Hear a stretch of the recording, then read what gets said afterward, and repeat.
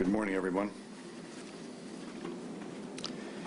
Good morning. My name is Kevin Bruin. I'm the superintendent of the New York State Police, and I'd like to welcome Governor Hochul back for, I can't tell you how many days she's here, but I know she was here when we stood up our multi-state gun initiative, our gun task force with partners from across the Northeast.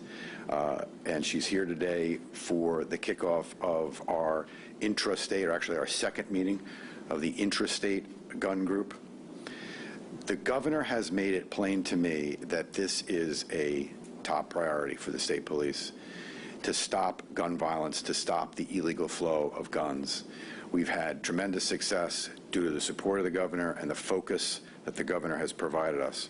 We all know that guns move illegally across state borders. They move between communities, and they pose an ever-present and existential threat to our communities. Gun traffic investigations can be challenging, difficult, and require a lot of hardcore work, which is what's happening right now upstairs. Governor Hochul has been unwavering in her support of this agency and unwavering and focused on, from day one, on her efforts to get this problem to be solved right away. I'd like to welcome and introduce Governor Kathy Hochul. Thank you, Superintendent, for welcoming me back to the State Police Intelligence Center. I just attended a meeting of the New York State Gun Consortium at the center, a regular gathering of individuals who come together from all parts of our state, with the federal government involved, the special agent in charge of the FBI and ATF. We have the U.S. Attorney here. We also have local district attorneys. We have state police embedded with our friends in local government, local policing agencies such as the sheriffs, and as well as many town police departments as well. In light of what happened yesterday in Texas, you get to a point where you feel there are no words left. But those people deserve our words. So we will muster up the courage to just call out what we just experienced as a nation once again. The outrage, the disgust, the sick feeling in our stomachs.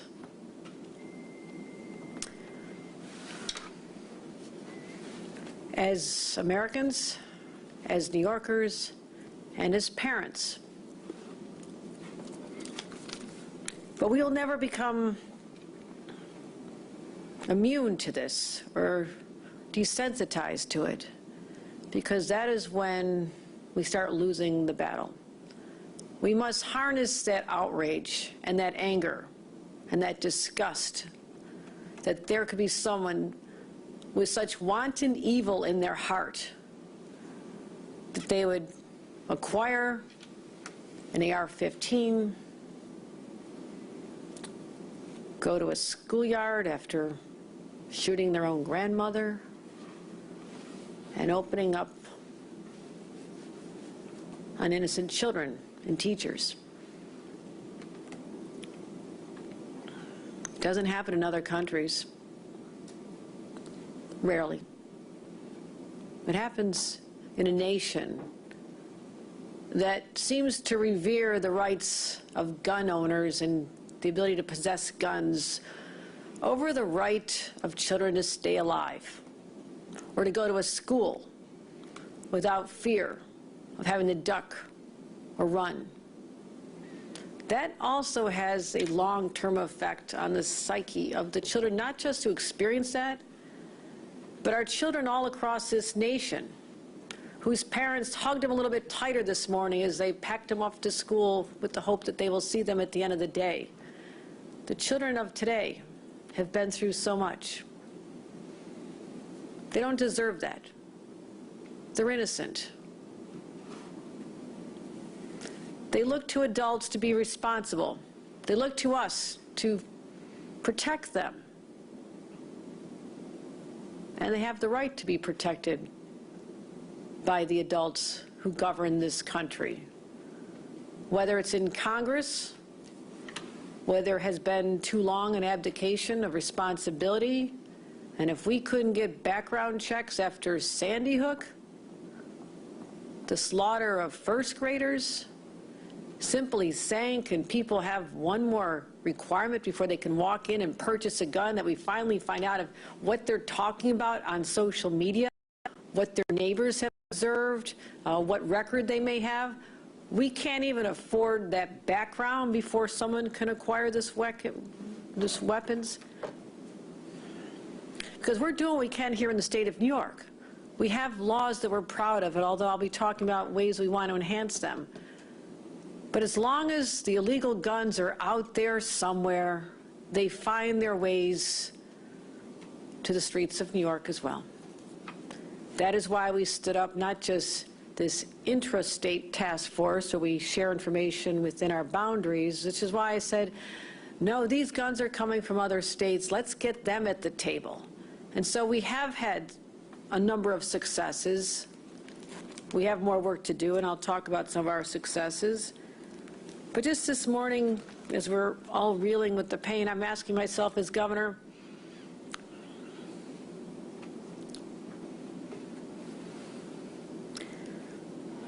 am I supposed to just leave all the flags at half-mast? They're still at half-mast from Buffalo. No, I don't want to. So we harness this anger. We talked about what we can do. We work with our legislative leaders, how we protect people. Because right now we are 500 feet from a preschool. We're 1,000 feet from Columbia High School. To protect everyone in the state, we convened an emergency meeting this morning of the state police. And I said, are we doing everything possible? And I said, I want state police patrols visiting our schools, doing daily check-ins every single day from today till the end of the school year. Because I want parents who have enough to worry about in their daily lives, the cost of gas at the pump, the cost of the groceries, maybe putting aside a little money for college tuition. They have enough to worry about. Let them know that the state police and their local law enforcement are going to be there to protect them, both uniformed and plainclothes officers. But let's talk about getting these weapons off our streets. I'm proud of the work our interstate task force has already done to date. As a result of this intentional, aggressive approach, we are now seizing more than 60% more guns per month than we had in the past. That is a good dynamic, although it would be nice to get to a point where we don't have the guns to seize, but at least we're getting them out of the hands of people who would do harm with them. We have over 513 firearms seized by the state police. Statewide, if you combine New York City and us, New York City 2,000, across elsewhere in the state, non-state police 1,500. That's over 4,105 firearms seized just recently. We also took action against the ghost guns, as they're more properly called, privately made firearms. And as we finally now have banned them, I was proud to sign a law to make them illegal here in the state of New York. We are now seizing many, many of these guns as well. We've seized over 348 total statewide, 55 by our state police alone. And the number of those guns, they're just flowing in from Pennsylvania. And that is why our interstate gun interdiction task force is finding ways to stop them at the borders, finding ways to identify what's going on at the gun shows where they're so readily available out of state. And we started over 300 gun tracing investigations, forwarding 55 leads to 22 states. That is the cooperation I wanted when I stood this up a few months ago. So we're going to continue doing that. We also are pushing legislation. I announced a bill that we need even more help on the information sharing piece. It sounds dry, but people always say after there's been a crime, even after 9/11, you got to connect the dots. You have to see who knew what when. Did they share it? Why didn't they share it? Is there a barrier to them sharing it? Well, I don't have any patience for barriers, my friends. I'm patient. I'm saying break down the barriers, share the information, and I want a law change that requires all New York State law enforcement agencies to report the recovery of any gun to our state agencies, state police clearinghouse, within 24 hours. Enter that into a National Crime Information Center, submit the information to the National Integrated Ballistic Information Network, and see if it's been used in past crimes. That'll help our efforts. We also, as I mentioned the other day, want to build change so we require micro-stamping on all semi-automatic pistols. What does that do? It creates a fingerprint on the bullets, an incredible tool to help our law enforcement share information when they identify bullets, guns that have been used in other crimes. And again, the other gun loophole I mentioned, where we had any other weapons. The manufacturers and the criminals are very clever at trying to evade our state laws, but I want to make sure that's done as well. But I have a question to ask. How does an 18-year-old purchase an AR-15 in the state of New York, state of Texas? That person's not old enough to buy a legal drink.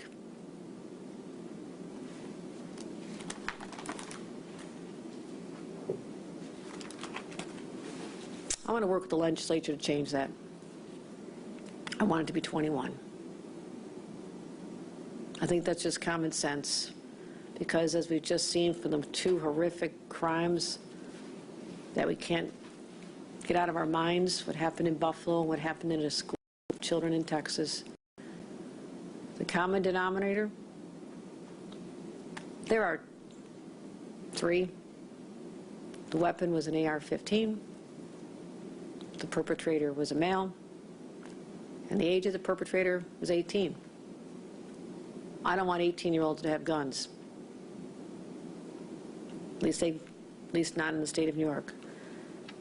So I'm happy to share our information about our work. We're going to continue focusing on this. There are just days left in the session, but I know, I just had a meeting with the members of the Brooklyn delegation, there is a strong commitment. Our legislators want to work with me as the governor of the state to say, we can do more. We will do more. And I will not sleep at night until I know that everything has been done humanly possible to protect New Yorkers and to help them heal from what we witnessed in our own state, the slaughter of innocent neighbors, going to a grocery store, buying a birthday cake, and a lot of little kids who aren't going to have a birthday. Any questions? Governor, can you clarify what you just said about the 21-year-olds? Do you want that only to apply to AR-15s or all guns? I want to work with the legislature to do something that is far more common sense than we have right now. At minimum, the AR-15s, but I'm going to take a look at everything.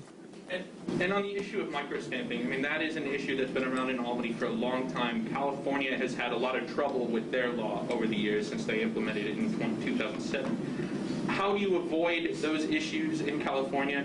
And do you have confidence that this is the year that microstamping gets done?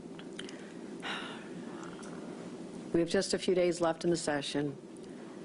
I hope that the legislature understands, why this is important. I'll work with them. We watched closely what happened in California. Sometimes when another state goes first, you can learn from mistakes and approaches. And the industry has been very resistant in California, but the industry needs to wake up and say, we'll be partners in this. Because I would think that given the liability involved, that they want to do everything they can to make sure that their products are not used in the commission of any crime, and certainly not in the commission of a mass slaughter of innocent children. So in my judgment, it's in the interest of the manufacturers to make sure that what they create has this capability to allow law enforcement to do their job so their product is not used in the commission of a crime. So we need to just change the mentality around this. This is not punitive. This is just a simple way to say, this was used illegally, the bullet is discharged. At that second, it gets this identifying mark on it, and that is going to be used to help identify whether or not this weapon has been used in the commission of other crimes. So no, we know the California model, well familiar with it, and we're going to do a lot of education and make sure that people know that this is common sense. But I'll be very honest with you.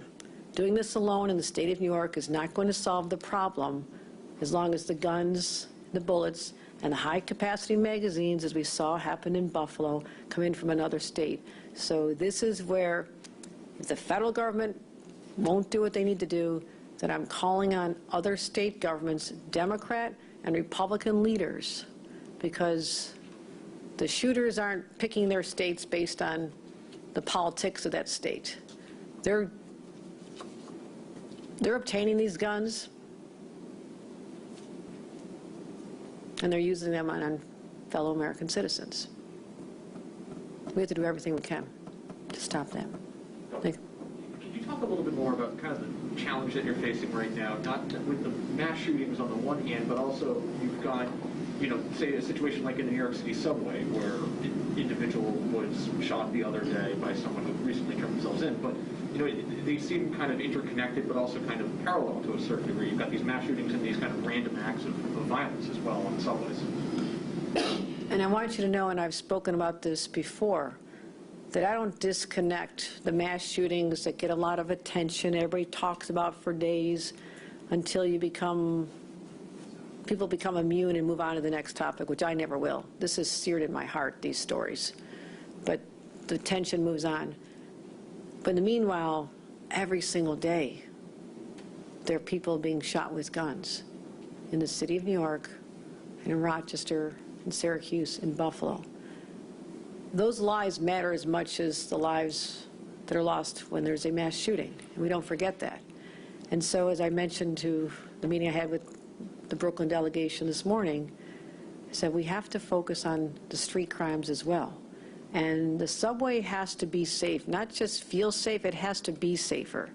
So back in January, before we had any of the subway shootings, I went to the subway with Mayor Adams and said, I will bring to bear all the resources of the state police to help you with your policing of the subways. The state runs the subways, the city of New York polices them, but it doesn't matter whose responsibility, we're all in this together. So yes, you're absolutely right that we need to restore the sense of sanity in the city of New York and other cities where people are getting their hands on these guns, obviously able to carry them, and this is what scares me the most about the Supreme Court changing the concealed carry laws, that it'll be easy, you can't stop someone who's walking around with a concealed weapon if they render the judgment that I'm afraid they may. And I'm not losing sight of all the different approaches to this, whether it's funding, record funding for the violence disruption programs, former gang members who go in and work with young people. We have to give people a different path and deal with the root causes. But also, you're absolutely right. Something that happens on a subway to an innocent person on his way to brunch, that also strikes fear in the hearts of people, and we have to overcome that. We absolutely have to overcome that. If the Supreme Court were to overturn that concealed carry law, would you consider calling a special session to address that? Yes. Yes, I would. We will have to figure out, and I know it took about 7 years to get to the Supreme Court in this case, I think it was. I'll do whatever I have to do to protect people of this state.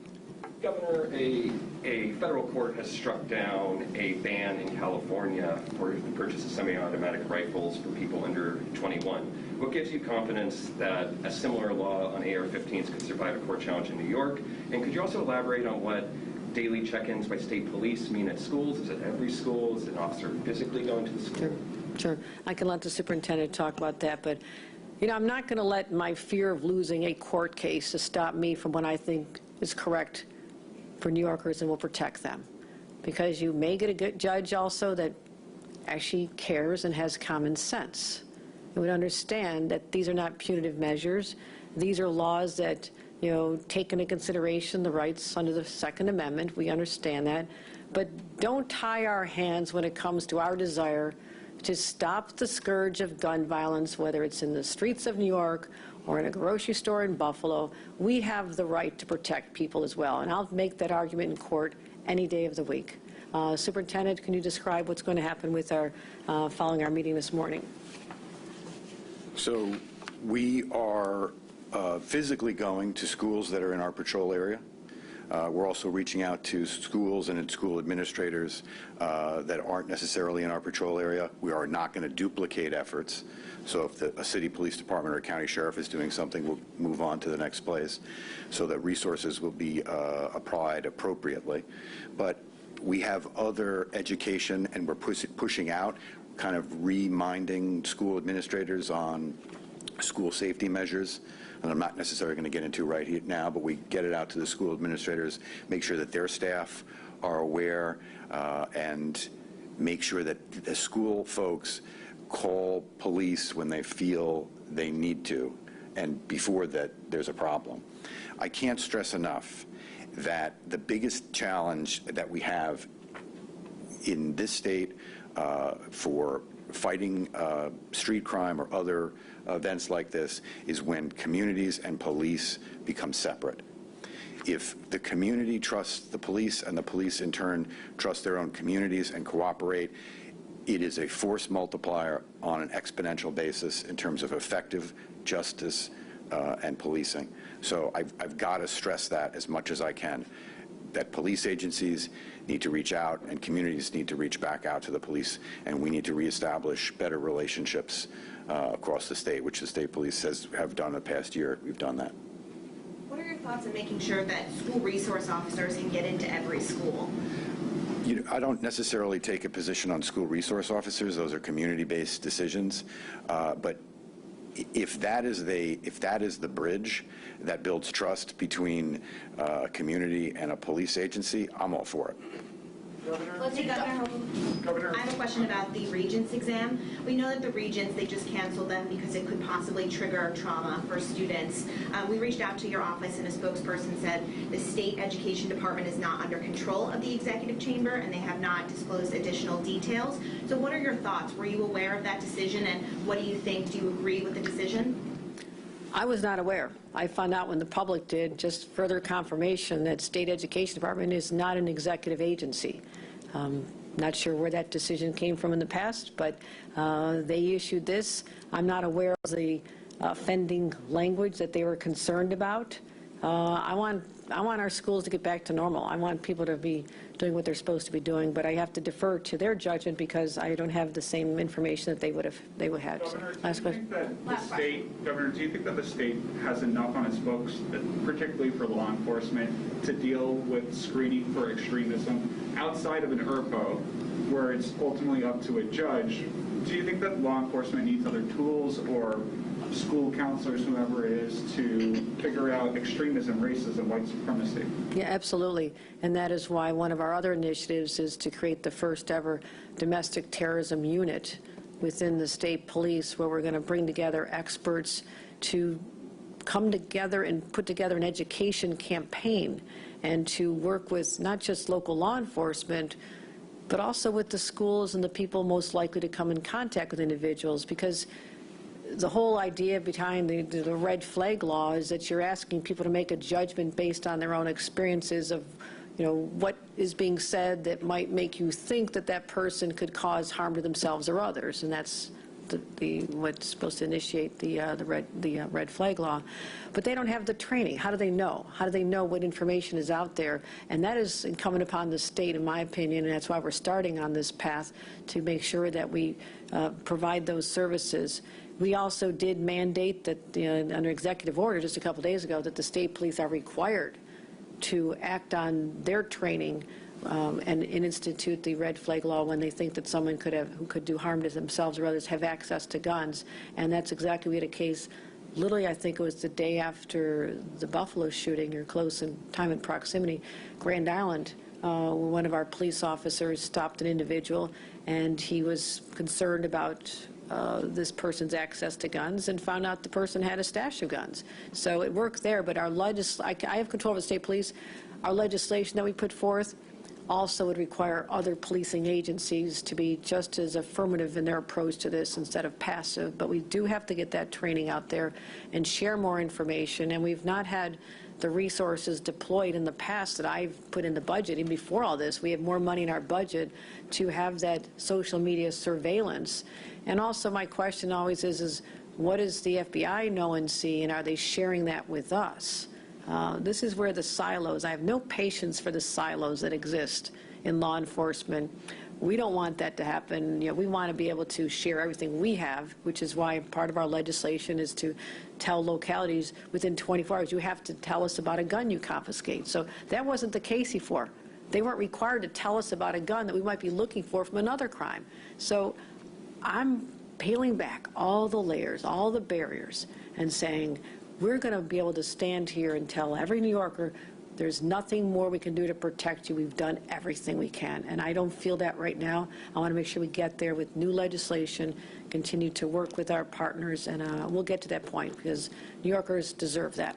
Thank you, everybody. Are you committed to having a special election to replace Tom Reed on August 23rd? Tom Reed has a little work to do. He says he submitted his resignation and posted it on Twitter. We have been trying tirelessly to reach him, to no avail. And I ask about this every day, to say, I want you to be able to resign properly. A letter to the governor does not constitute proper resignation. You have to send the letter to the Secretary of State. Now, that may seem like a technicality, but those are the kind of technicalities that a judge would look at and say, you didn't follow it, therefore this is invalid. I don't want that to happen. I don't want us to put something in motion, then say, because everybody's going to challenge, that that's an illegal election. So asking him to do it properly, get it done, and at this point, given the time that has passed, it would make sense to align that with the election that's going on the 23rd of August. It makes sense because I don't think people of that district need to have a June, August, and some other date election. I mean, that's a lot to ask. So we'll line them up now, but we have been trying tirelessly, and actually the Republican Party has been trying to reach him to get this accomplished legally so it'll stand up in court. Thank you, everybody. Appreciate you coming out.